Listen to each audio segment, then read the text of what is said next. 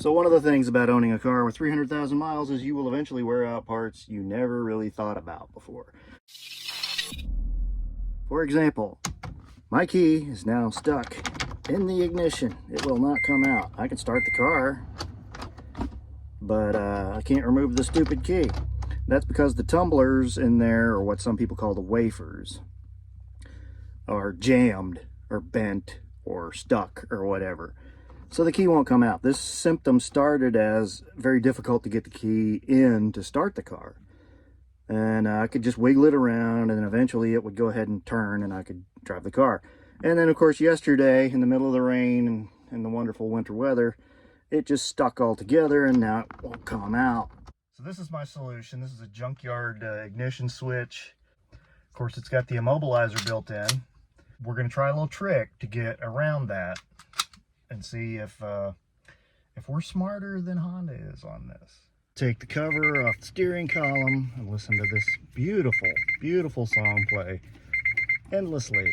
All right, so once we've got the cover off the steering column, it kind of looks like this. Next thing we got to do is address the tamper-proof bolts that we're going to tamper with using a hammer and a regular old steel cold chisel. Put it on the edge, just smack it, and it'll eventually start to turn. Persistence is the name of the game here.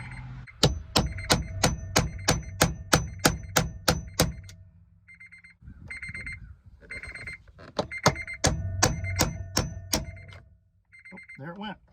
See? Just keep working it till it actually gets loose.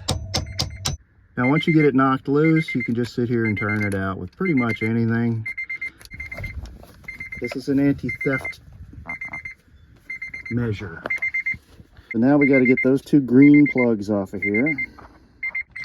There's one. Hey, that shut that thing up. Should have started with that, huh? There's two. Then there's one screw. You see it right there? That's like the steering wheel's in the way. So here's how we get to that. Turn that. That should give us just enough room to get our screwdriver in there. See? It's always a way. There's another one over here. Same trick. See? Looks like that screw there has to come out because it's out of this thing here. And that may be everything.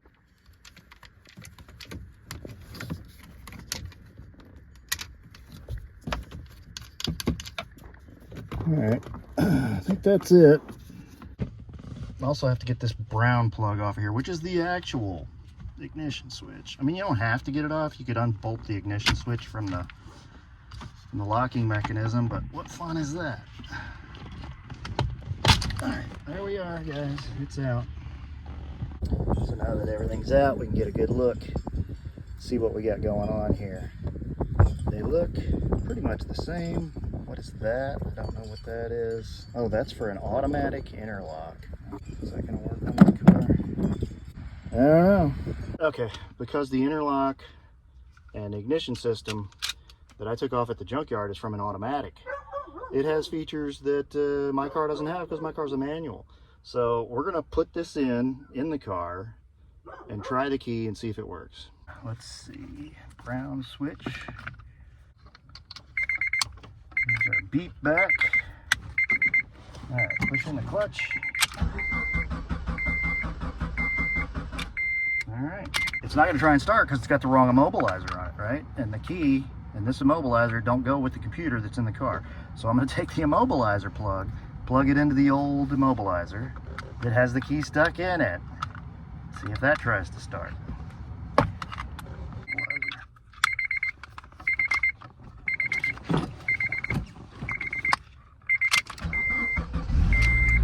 All right, there we go. So our ridiculous idea will work. All right, so if you're losing track of what we're doing here, I can forgive that. But basically, I've got to get this piece off of this key, put it on this key, then this can go in and it's ready to go. We're going to take the immobilizer chip that came out of the original key, cut it out, and tape it to this immobilizer, and it should just work as though it had the right key in it.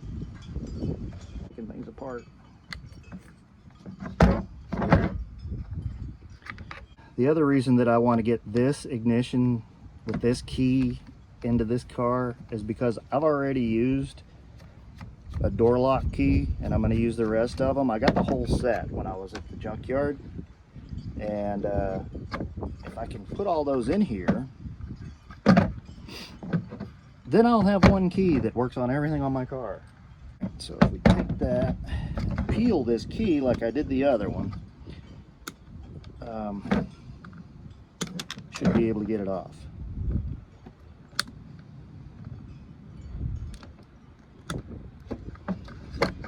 All I'm doing is taking this pair of diagonals and cutting along this. Inside there, you're going to find a key that looks like this. And in the middle of that hole is the chip that works on this car. So we don't want to cut into that, but we want to cut around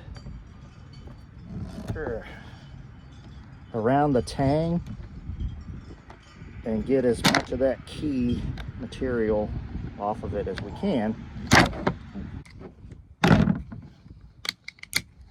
There it is. That is your chip for this car. Now I got two of them. And they go with this immobilizer. I'm going to leave this piece on here just because it didn't seem to affect the performance of the car. This little capsule thing is the actual like transponder chip thing for this year car. I've seen different years that look different, but this is what will keep your car from starting. This goes inside your key. It's inside that white plastic thing that I showed you earlier. What I'm going to do is tape it inside the immobilizer because it has to be inside this ring. I'm leaving the non-functioning immobilizer that came out of the junkyard on here just to have things to line up properly, because this stuff's all meant to kind of fit together on your dash column. It won't be rattling around like this. Then this one, we're gonna put this capsule in it. We're gonna tape it up inside the dash. I replaced these bolts with something that's got an Allen head on it. This is a 5mm Allen head. Bolts will look like that if you go to like Home Depot or Lowe's or somebody. All right, from underneath, if you can see right here, that's where your lock goes in, right? When you turn your steering column around, there will eventually be a hole. Bloop. And that's where this locking gizmo slides in there, and that's why when you not got your key for your car, you can't turn the wheel. So we got to get that to go in that hole. This way, key goes that way, right? Am I remembering that right? I'll go ahead and plug this stuff back in. At least the light and the ignition switch. I think it needs to come my way. Oh yeah, okay. It's got screws in it that I had from the junkyard. That's why it's not sliding in properly.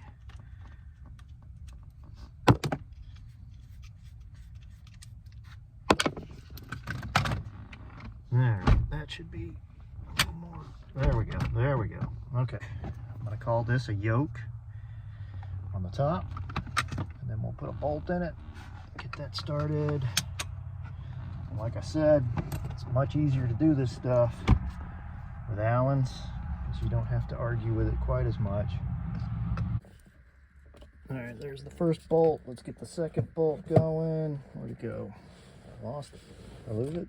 Where is it? Ah, there it is. Put that out of the way for right now. And I think our immobilizer is going to end up in this kind of area right here. This general vasectomy. I think that was that a Star Wars villain? Need to slide that in. There we go. Originally I had this clamped down a little too far back. I couldn't get this bolt in, and this is plastic, and I don't want to break it. Yada, yada, yada.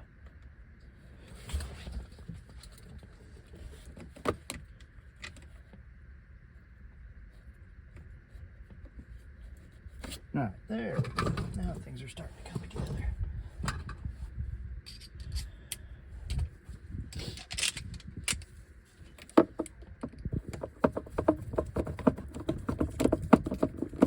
So now we know that our steering column will lock, and that our switches are in the right place, and all that good stuff. So now I feel pretty confident that we can lock it down in this position and be good.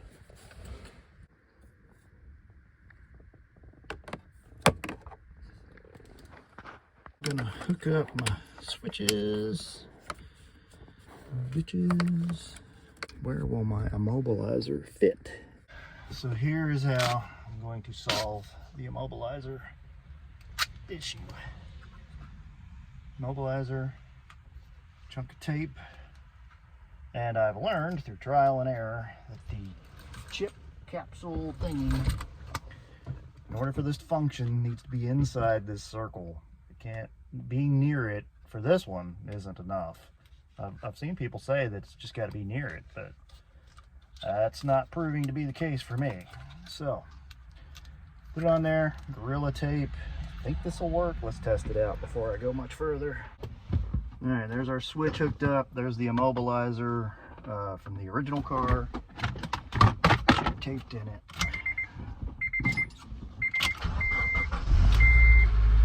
Works like a top. So, the only thing left to figure out is where to put this thing that it isn't an eyesore and in danger of getting banged around and all that good stuff.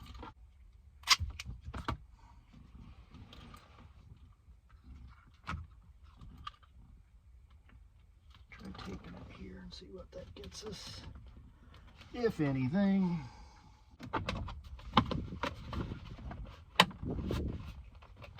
Does it work?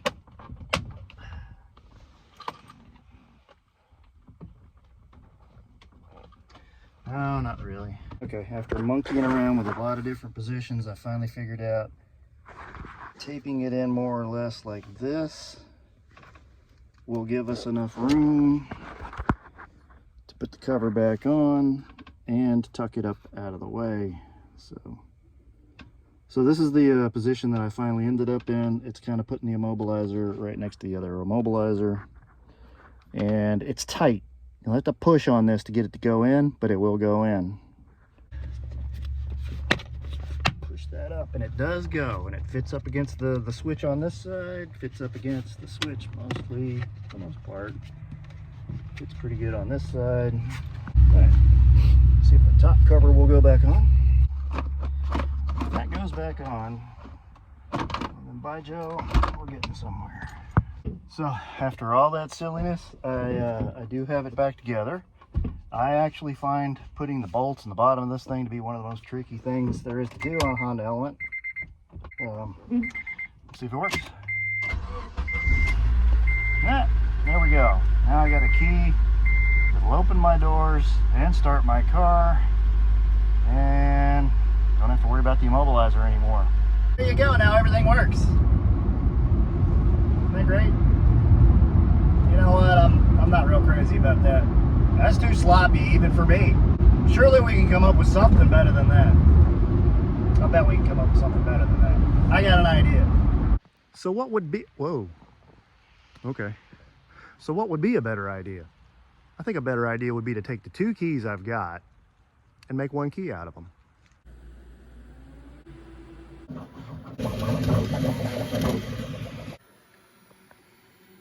So here's the idea. Last year I acquired what is probably the ultimate nerd tool, which is a 3D printer.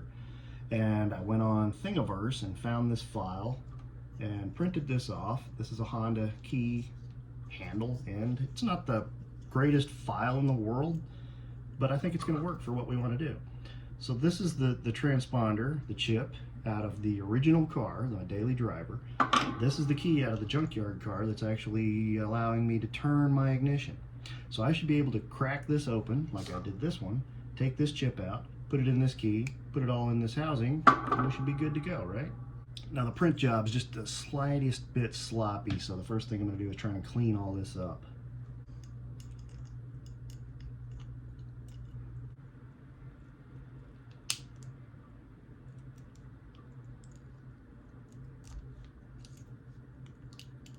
Clean up this black one, see if it fits any better. This is actually a different kind of plastic. One of these is PL? I don't remember. One of them's ABS and one of them's PLA or something like that. Just to keep myself from getting super confused, I'm going to put a 3 on this and a 3 on this. That way I know that is the chip from the 03 and that is the key from the 03. The key from the 03 will no longer work. I need the key from the 6. So we'll put a 6 on that for right now. The fit of the key inside this housing is really good. Whoever made this file did a good job.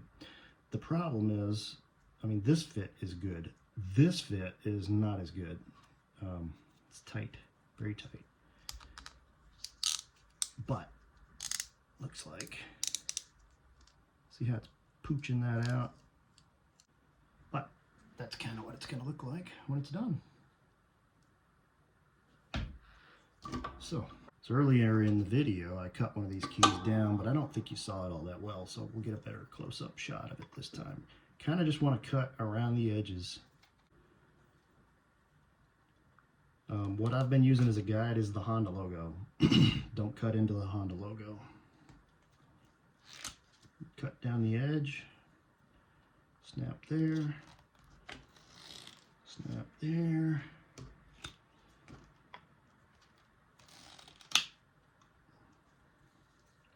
Hopefully what I find inside this thing is very similar to what's inside my 03 key.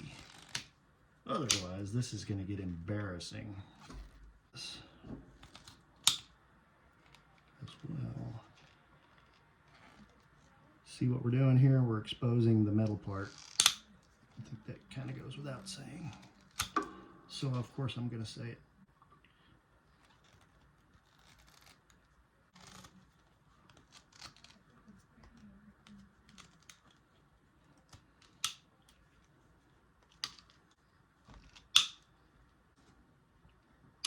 Get the edge of the knife under there and try and work it loose from the key. Break that bond between the metal and the plastic. But again, I want to be very careful not to damage the chip. Actually, we don't care about this chip, do we? Boink. We just got to get this chip out so we got room to put the other chip in. Yeah. There we go. So there's our key, freed from its plastic prison. Let's take this chip out, which you can do just by poking it on through. Boink. There's the 06 one, we'll set that aside. Take the one out of the 03 and put in here.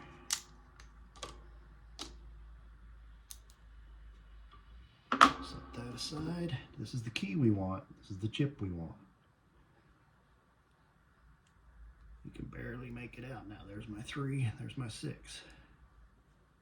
Now let's see if this fits in the housing we printed.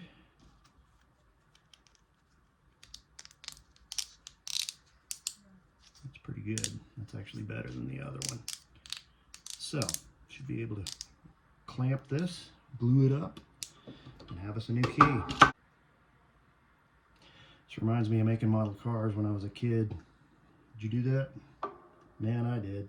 I bet I spent $100,000 building little plastic cars.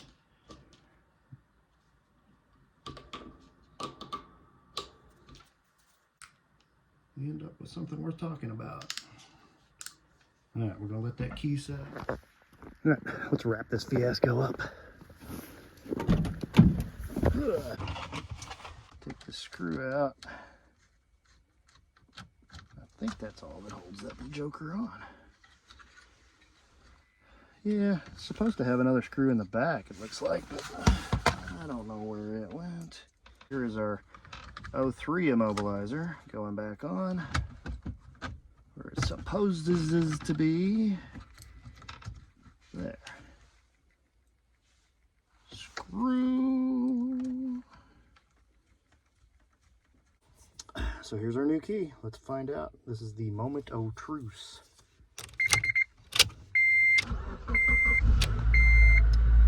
Yahtzee! All right, kids, well, we won on that one. How about that? But until next time, this is Clint Searcy saying, if you're a nerd or if you know a nerd, you can probably print out a holder for your own key and swap the chip over without having to go through the extortion of the Honda dealership. See you next time.